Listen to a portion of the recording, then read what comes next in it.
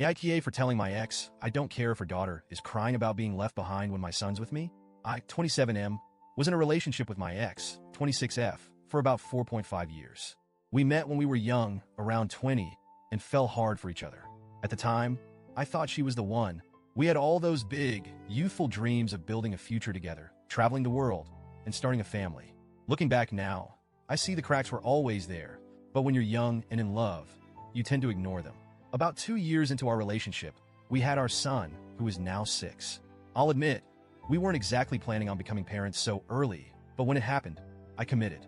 I wanted to be a great dad and partner, and I truly believed we could handle it together. For a while we did. Those early months were tough. Sleepless nights, endless diapers, the stress of being young parents. But they were also some of the happiest times of my life. Holding my son for the first time changed me in ways I can't even explain. But as our son grew, things between my ex and me started to unravel. She seemed distant, and communication became strained. We argued more, and I could feel her pulling away. At first, I chalked it up to the stress of parenting, but something in my gut told me there was more to it. I ignored the signs for a long time because I didn't want to believe our little family was in trouble. When she got pregnant again about 2 years after our son was born, I hoped it would be a turning point. Maybe having another baby would bring us closer and help us rediscover the bond we'd lost. But instead of feeling joy, I felt uneasy. Something wasn't right. The timelines didn't add up, and there was this nagging voice in the back of my head that told me to ask questions I didn't want to ask. Eventually, the truth came out. She had been cheating on me. I don't know how long it had been going on or how many people were involved, but the damage was done. When her daughter was born, I insisted on DNA tests for both kids. It was one of the hardest things I've ever had to do, but I needed to know the truth. The results came back, and they confirmed what I suspected. My son was biologically mine, but her daughter wasn't. Seeing it on paper made it all feel so final. I remember sitting in my car after getting the results, just staring at the envelope and feeling this mix of relief, anger, and heartbreak. Relief that my bond with my son was real. Anger at my ex for betraying me and putting me in this position. Heartbreak for the life I thought we were building together that was now gone. We broke up shortly after that. I fought hard for 50-50 custody of my son because I wanted to be in his life as much as possible. My ex and her family begged me to stay involved with her daughter too. They argued that the kids deserved to grow up together and that I had already been a father figure to her during her pregnancy and her early months. But I couldn't do it. It wasn't just about the betrayal, though that was a big part of it. It was also about boundaries. I knew I didn't have the emotional capacity to be a father to a child who wasn't mine, especially after everything that had happened.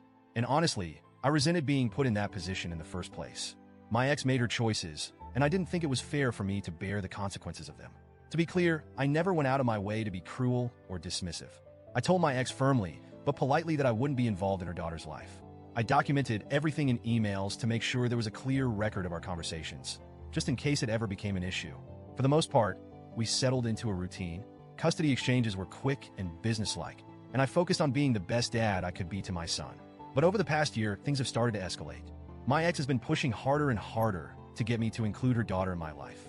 She'll make comments during drop-offs about how her daughter misses me or how she wishes the kids could spend more time together.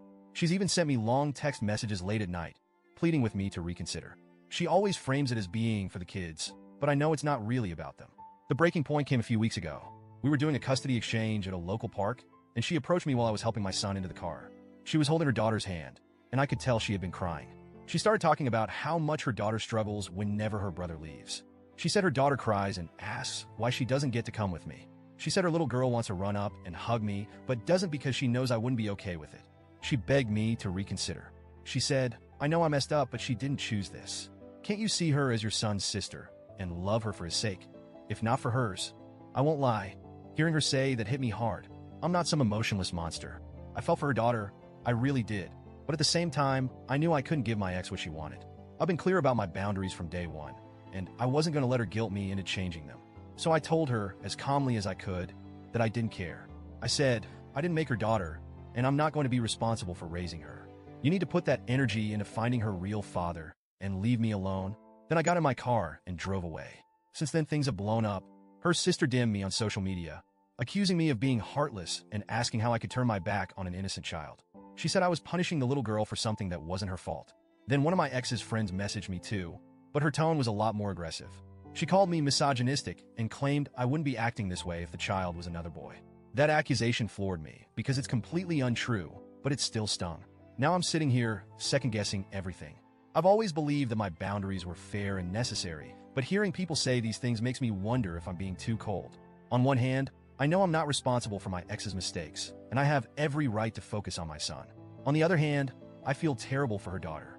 She's just a kid, and none of this is her fault. So, Reddit, AITA, should I have handled this differently? Or is it okay to stand my ground and prioritize my own mental and emotional well-being?